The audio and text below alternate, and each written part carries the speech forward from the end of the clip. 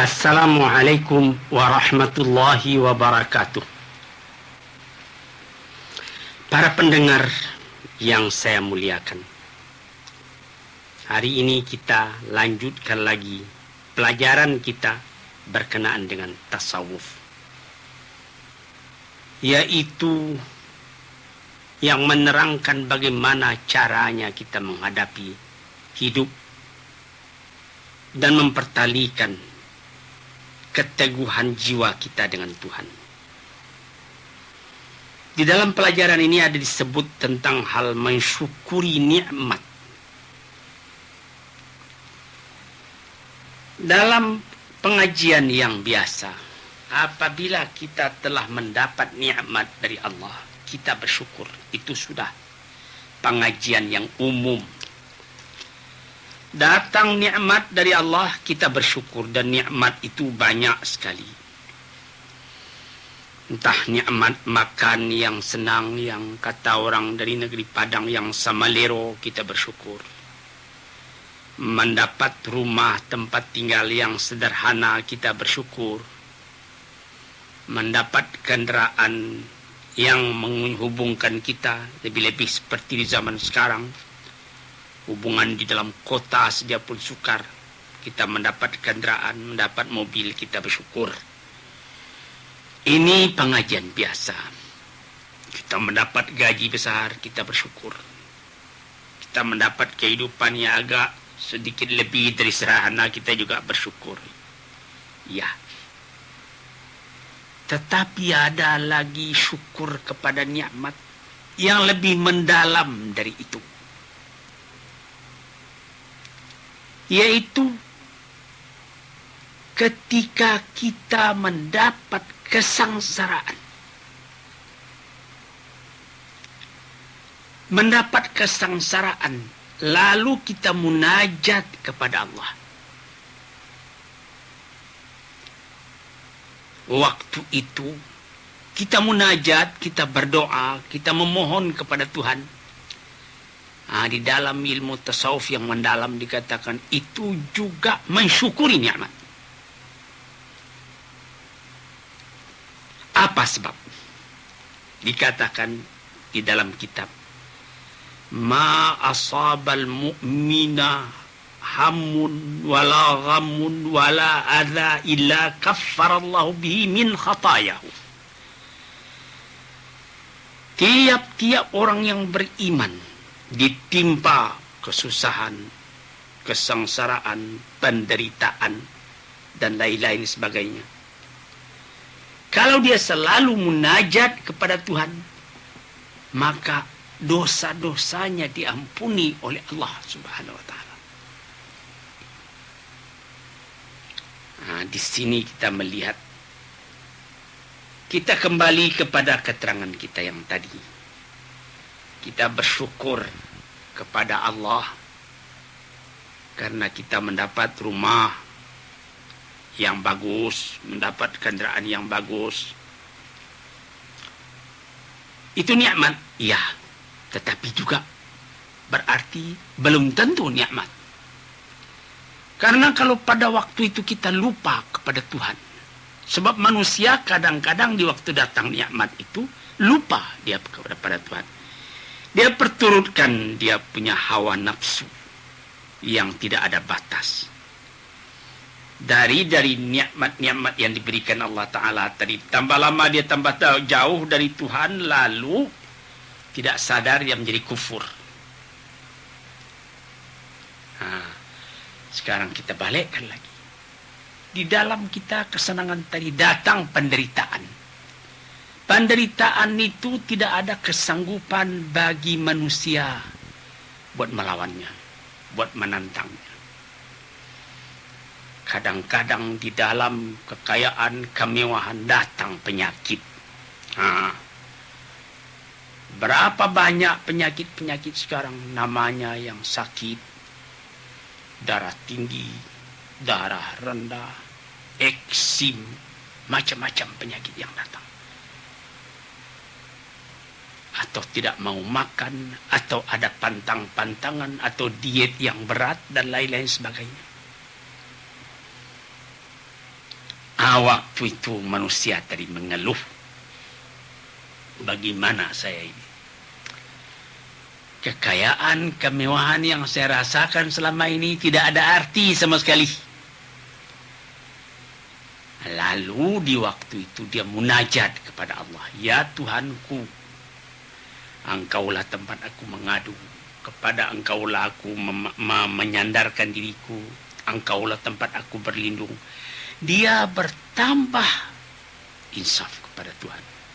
Kesengsaraan inilah ada satu syair, ada satu buku karangan beberapa tahun yang telah lalu dikarang orang. Dia bilang sengsara membawa nikmat.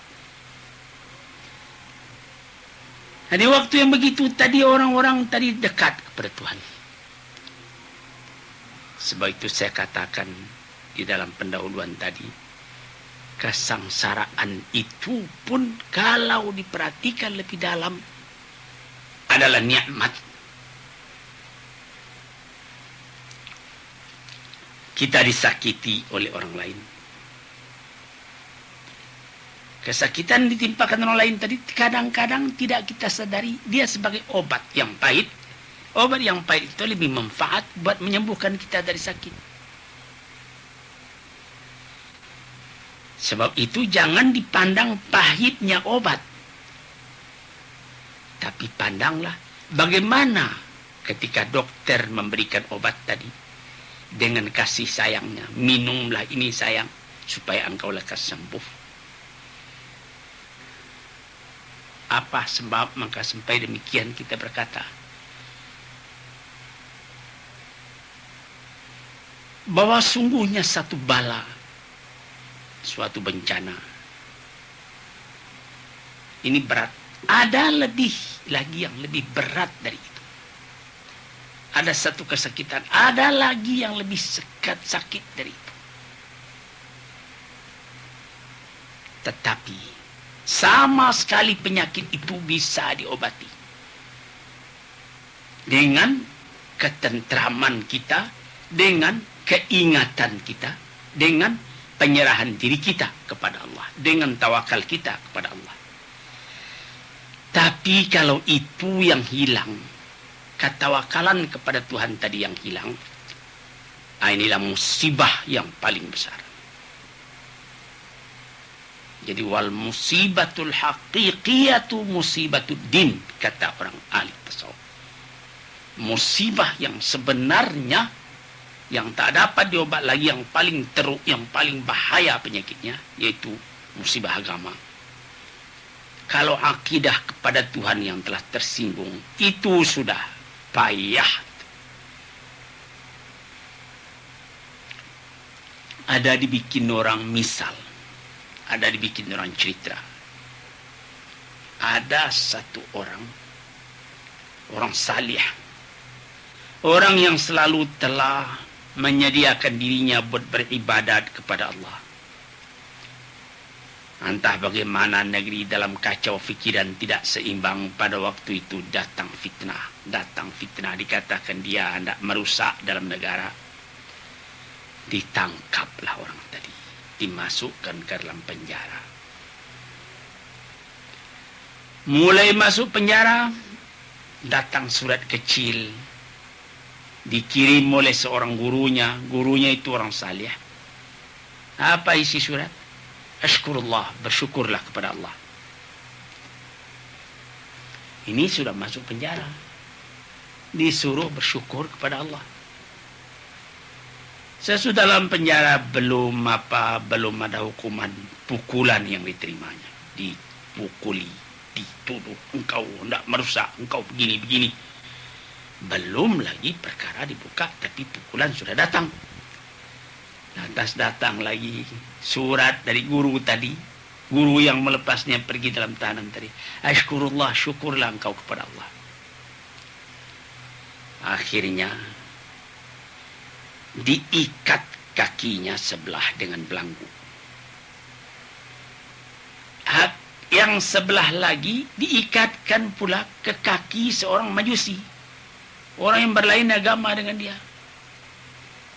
Majusi, penyembah api. Malam hari rupanya si Majusi yang sama diikat kakinya dengan dia ini, dia penyakit. Sebentar-sebentar kencing, sebentar-sebentar kencing. Nah, ini sedang enak tidur kawan kita yang tadi. Bangun, saya mau kencing.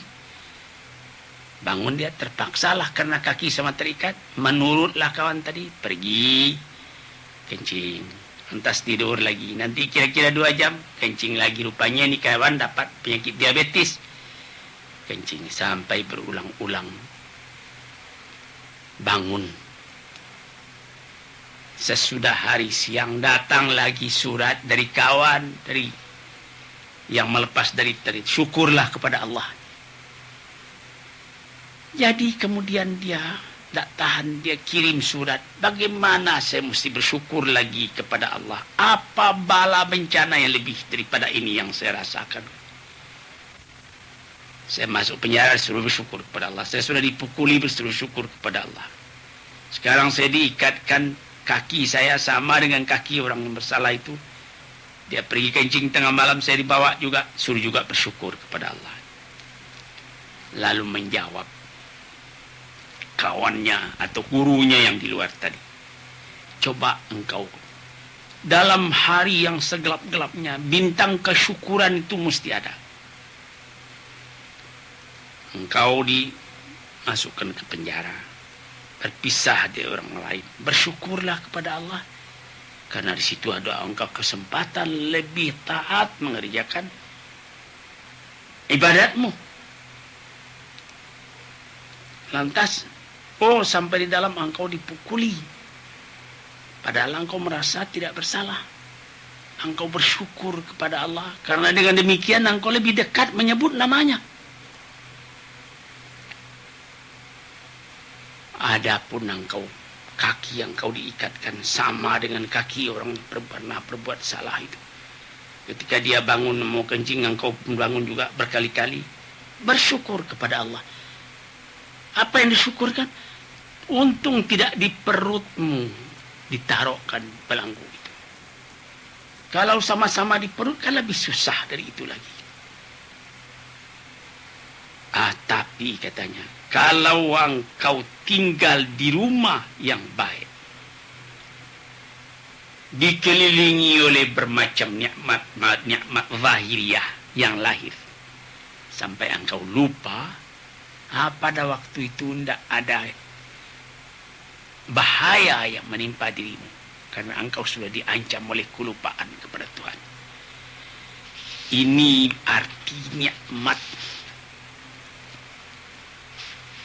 yang dikatakan bahwa di dalam kesengsaraan yang berat itu pun masih ada nikmat, dan disitulah nikmat yang paling tulus, yang paling mulus, kata orang sekarang. Sampai dikatakan bahwa sungguhnya di hari kiamat katanya ada orang dipukuli, diberi nikmat besar, nikmatnya, sehingga pertanyaan-pertanyaan yang dikemukakan kepadanya sejak dari Mungkar dan Nakir sampai kepada pertanyaan-pertanyaan yang lain di muka-muka malaikat yang lain, dia tidak pernah kena tanya lagi. Sebagai cerita seorang kawan, waktu terjadi revolusi fisik perjuangan dengan Belanda tahun 1948 di Situjuh di negeri saya,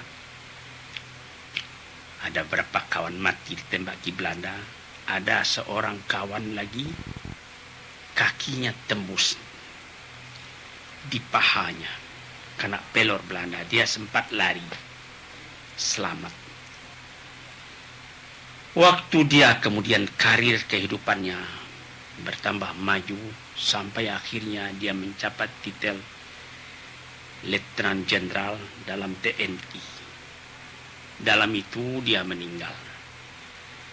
Maka bintang-bintang yang menghias dadanya, baik pemberian-pemberian dari luar negeri, anugerah-anugerah, atau dari dalam negeri, tidak ada yang dibawanya ke kubur. Waktu berpidato memperingati jasa-jasa orang yang hidup setelah dia meninggal, saya waktu itu dapat berpidato juga, diminta oleh orang-orang yang hadir waktu itu. Sebagai sambutan saya katakan, bintang-bintang yang engkau dapat sebagai kemegahan hidupmu atas jasa-jasamu, tak ada yang engkau bawa ke akhirat, semua tinggal di dunia. Tapi bintang yang diberikan oleh Allah Ta'ala kepadamu, itu yang jadi tanda yang akan engkau bawa menghadap kemudian. Yaitu kakimu yang tembus kena pelor. Bekas daripada tembusan itu masih dilihat pada pahamu yang menembus pelor dari sebelah ke sebelah. Itulah bintangmu yang sejati. Itu kata saya kepada teman tadi. Jadi ada disebutkan di dalam kitab, apa dia katakan, innahu yatamanna unasun yaumal qiyamati alau anna juludahum kanat tuqradu bil maqarid. Ketika orang mendapat nikmat daripada Allah di hari akhirat, kenapa nikmat begini, apa penderitaanmu di waktu itu, begini kesengsaraan saya di waktu hidup dulu. Maka ada orang mengatakan, waduh, saya katanya mendapat nikmat yang seperti ini di akhirat. Sehingga dia pun, bagaimana ada satu ayat, anzirhum yaumal hasarati, menerima nikmat pun orang merasa menyesal. Aduh, coba kalau saya waktu hidup itu katanya dipukuli badan saya, digergaji diri saya, atau disakiti, tentu besar nikmat yang aku terima pada hari ini. Lima yarawna min thawabi ahlil bala. Setelah mereka lihat bagaimana besarnya nikmat pahala yang diterima orang yang mendapat penderitaan yang pahit begitu, maka orang lain merasakan, saya kalau dapatnya begitu sedianya alangkah baiknya. Jadi ada satu waktu orang merasa menyesal, kenapa dia tidak menempuh yang begitu. Mengapa maka kaki saya tidak ditembus pelor, seperti cerita yang saya katakan tadi. Atau kenapa saya tidak di waktu hidup itu disiksa begini macam, supaya saya mendapat nikmat yang begini di hari ini. Keterangan yang begini, saudara-saudara yang berbahagia, tidak akan dapat dirasakan kalau keimanan kita kepada akhirat itu tidak mendalam. Dari iman yang sudah mencapai kepada derajat yakin. Hari ini saya simpulkan perkataan ini, bahwa nikmat kita bersyukur atas nikmat yang ada, yaitu biasa. Tapi kita menderita karena keyakinan kita. Lalu kita bermunajat kepada Allah, itu pun nikmat yang lebih double lagi daripada nikmat yang pertama itu. Fal aqil ya'uddu hadza dhukhran li yaumil faqri wal faqah. Itu sama sekali pandang sebagai perbendaharaan untuk hari kemiskinan dan kesengsaraan. Dan sama sekali itu berkehendak kepada kuatnya keyakinan kita. Sekianlah dulu. Assalamualaikum warahmatullahi wabarakatuh.